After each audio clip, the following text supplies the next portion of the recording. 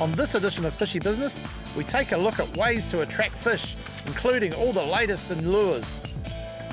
The body mould is the thing that gives the jig its action. Our freedivers attract some unwanted attention as they demonstrate how they attract large predators around schooling fish. While on the hunt, they encounter one of the ocean's oddities. The flashing bits look like fish that are in trouble, which is what attracts your big predators.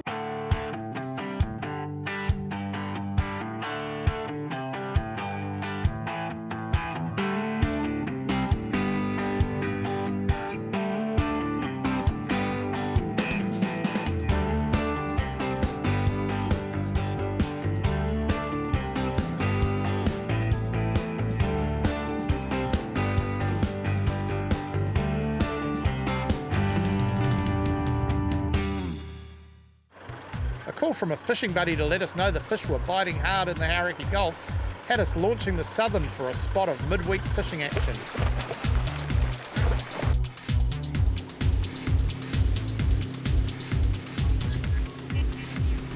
The conditions were ideal for lure fishing, and it didn't take us long to find the action.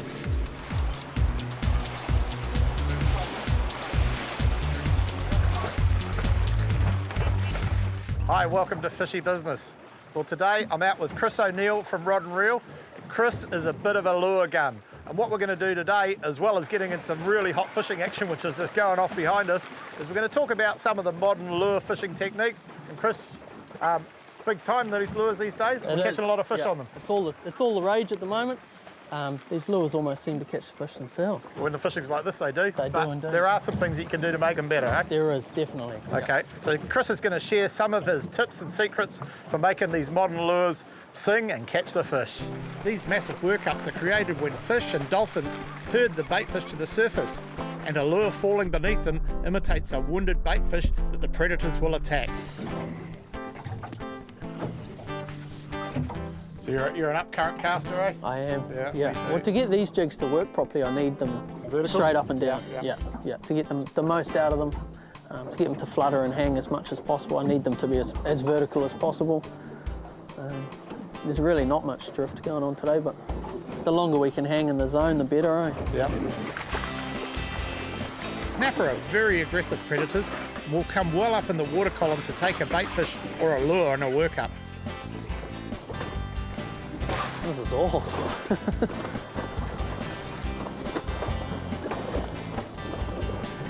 Got one, Chris. Yeah, mate. Hooked up.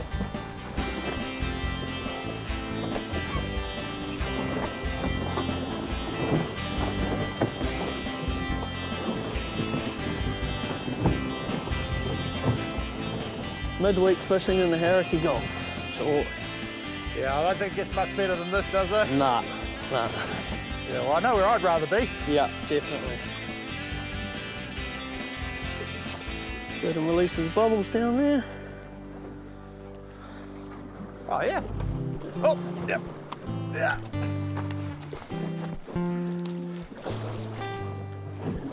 Cool. Not a bad wee fish. You pretty much get your lure to the bottom and you just start winding. This is Hauraki Gulf fishing at its best.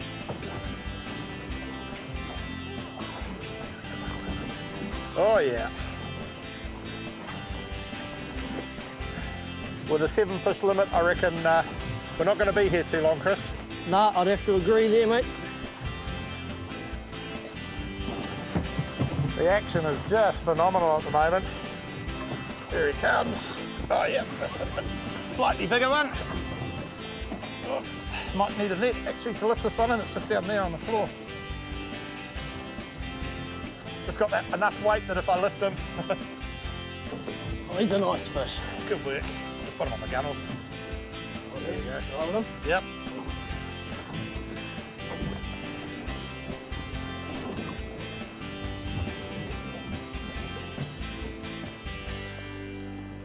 We attracted that one pretty well.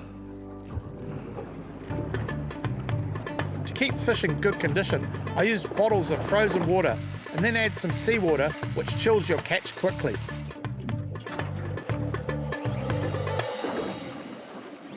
While Chris is working a jig that flutters, I'm working an Inchiku jig, which sort of has a slightly different action, and you can work them in a slightly different way.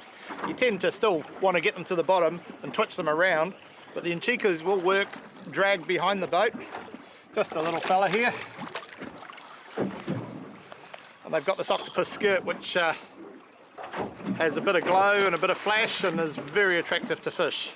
But we'll let that one go. So Chris, a lot of people talk about assist rigs. So what are we talking about there? So there's a lot of different types of assist rigs out at the moment. So these are some pre-made ones from that Daiwa make. They come in obviously a lot of different sizes, hook sizes, and Kevlar length. So these ones have got an added bit of tube on there, which can be quite handy, especially during springtime. The snapper tend to have quite sharp teeth. That'll just see your assist rigs last a lot longer. The other option you can also do, which I prefer to do personally, is make my own assists. This allows me to vary my length, hook size, hook shape, all the different variables I want to run for different lures. Lately I've been running a double rig from the top of the lure, so from the top of the lure and sometimes a single from the bottom, so making my own assists allows me to rig all of these up the way that I want to make them rigged up. So you can use up to 3 hooks and you can put them on with split rings or you can tie them directly to the lure. Now, some of these lures have got weird and wonderful names, you know, but really there's sort of 3 primary sorts. Can you go through the 3 primary sorts? There's definitely 3 main type of lures, sort of, I suppose, that would be in vogue at the moment. There's your old classic, your Inchiku, which has been around for a fair number of years now. Caught a lot of fish on these, and still nothing wrong with them at all. The next one would be these ones here, which are your Daiwa Slow pitch. slow pitch. Or some people call them butterfly jigs. Daiwa slow pitch or butterfly jigs. And this one here is a Japanese model, so it's a HOTS Conker. And the same thing with this and this. So the body mould is the thing that gives the jig its action. So these ones here, flat side on one side, slight bevel, and then on the other side is what's going to catch the angles and give you the effect of the slow pitch. And these lures actually really flutter, hence, oh!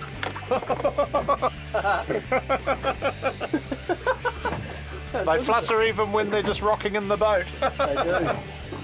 So what I was going to say is they flutter, hence the butterfly name, Yeah. and they're quite slow to hit to the bottom, Yeah. and you're working them with a lifting, pitching sort of motion, which attracts a fish, I suppose. Correct. Yeah. Yeah. So the main reason you want to be getting it to hover and to also sit on that flat side, to sit in the strike zone a lot longer, is the idea behind them. And the third sort, So the third sort we've got here is a couple of little micro jigs.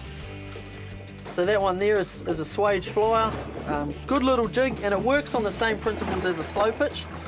Catches a lot of the different angles, and also runs the rudder system as well. Highly effective around January, February. Really effective on inshore snapper. That one's had a bit of a hard life. so really, you know, there are a lot of choices. Get the weight right, get to the bottom. Yeah.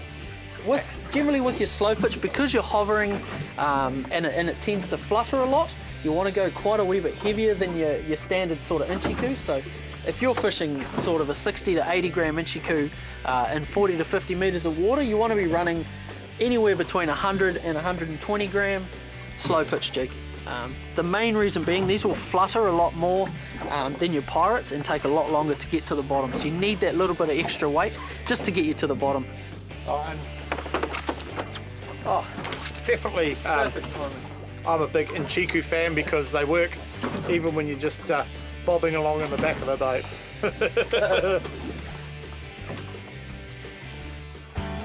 Coming up, our freedivers attract some unwanted attention and have an awesome dive amongst massive schools of fish.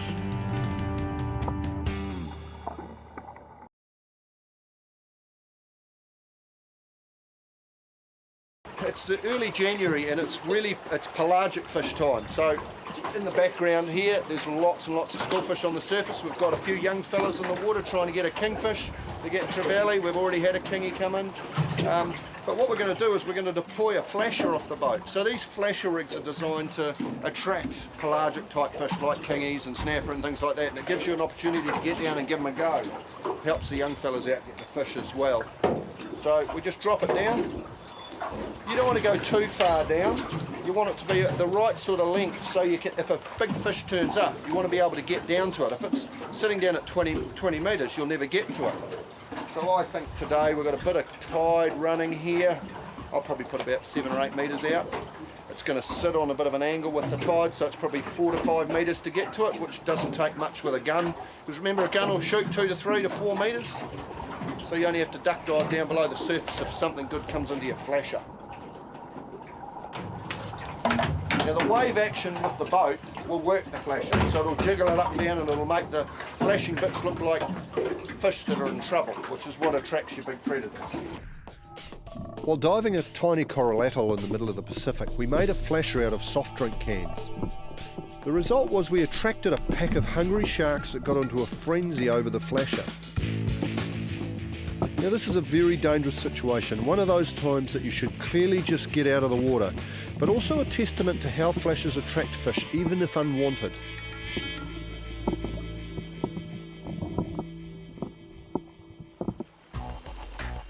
Our target on this day was massive schools of kahawai and trevally, and we hoped our flashers would attract some kingies. Firstly, we put our young divers right into the school of rippling fish. When hunting schoolfish like this, make sure you select an individual fish as your target. Don't just shoot and hope. Due to the strong current, we put a safety line out way behind the boat to help the young fellas get back to the boat with their catch. It's important to have someone on board to keep an eye on all the divers. Yielding. Oh, well done, bro. What is that? Good trip? You need a knife or you're good? Sure. Good burst, they were rubby. The reason these fish were schooling like this was to feed on krill pushed up by the ocean's current. It's a fantastic sight and one of the reasons I love spearfishing. Here you go.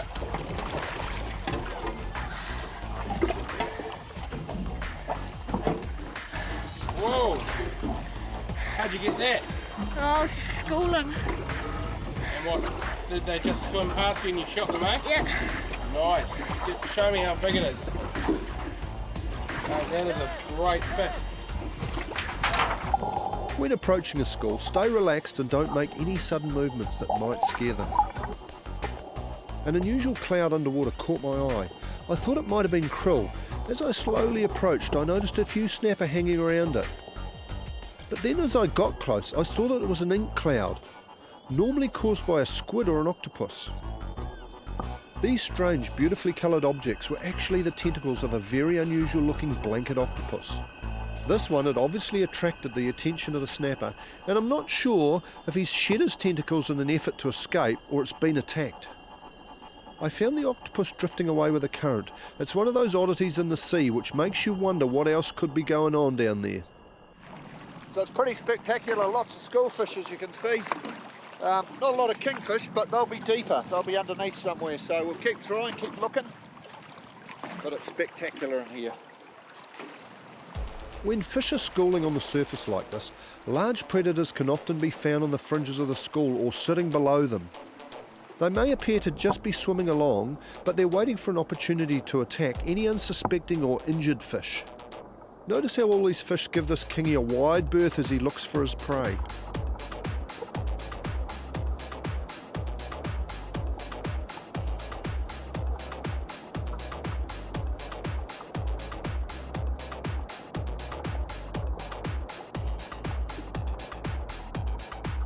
Attracted to the flashes, the divers take their opportunities as the kingies get within range.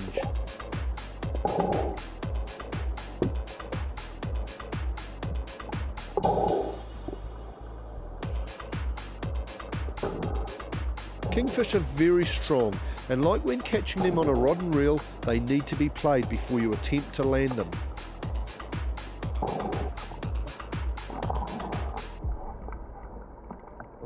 Trying to wrestle a greenfish is a recipe for disaster, and it pays to have a second gun ready if needed to control a large fish.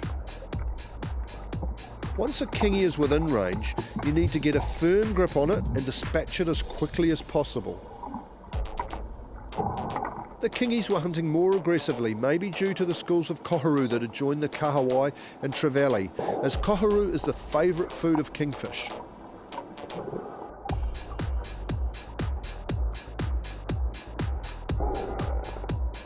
The team quickly nailed 3 good-sized kingies, and our technique of spearing around the schoolfish with flashes had worked really well, with all of us having an exciting dive and taking home a great feed of fish. Coming up, we get slammed by some super snapper.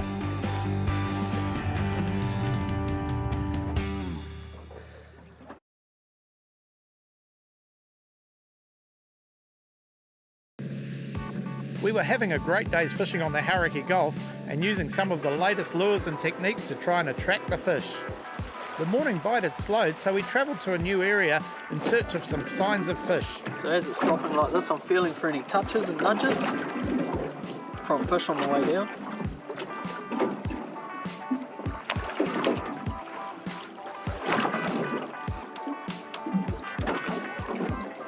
Well, we just moved closer to the Coromandel Peninsula because the first workup died off and we thought we'd try our luck out here.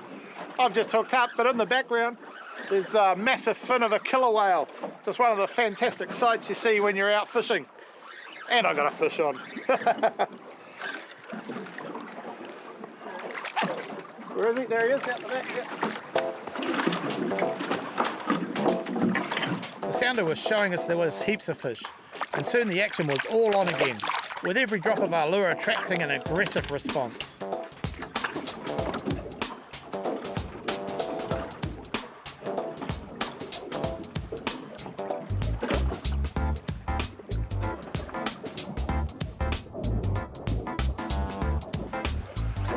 We just hit a great workup, and Chris and I went to the bottom with slow knuckle or butterfly jigs, and I think I've got my fish of the day here.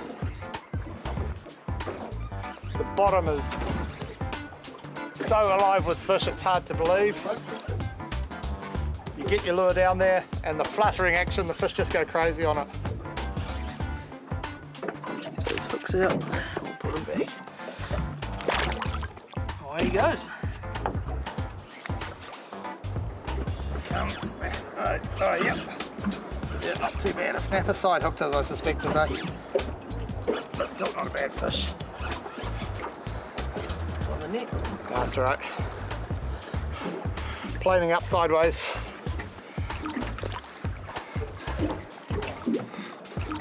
Still a nice fish.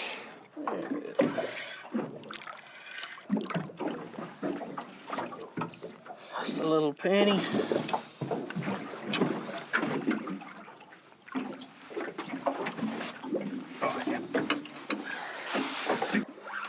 There's a bit of an afternoon bite going on, and there's not much drift. So what we're doing is we're putting a couple of lures out and casting around with a soft bait, and I've just got nailed with a soft bait. And the technique I was using was just getting it down, casting well up current, and letting it float back towards me.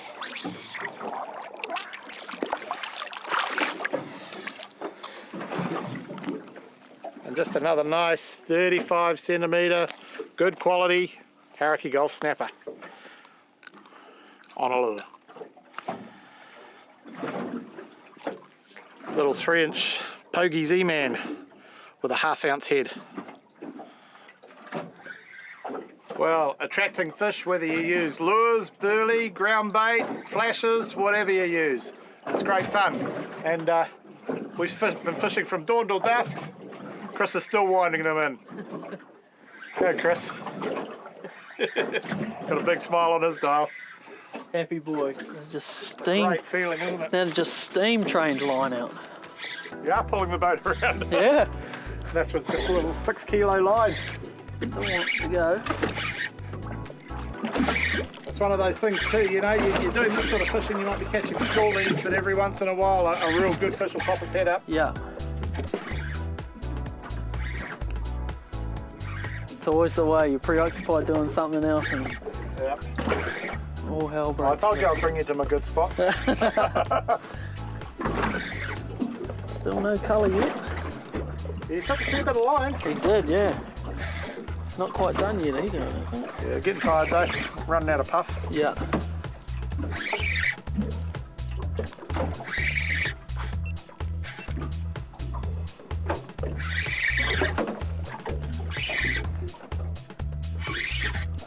Good quality red, mate.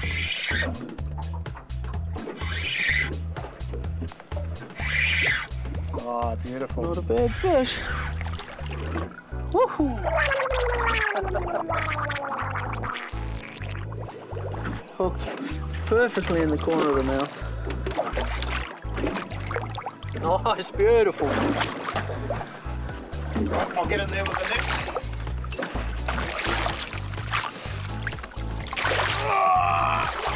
Beautiful. There we go. That's got a bit of a lift to it.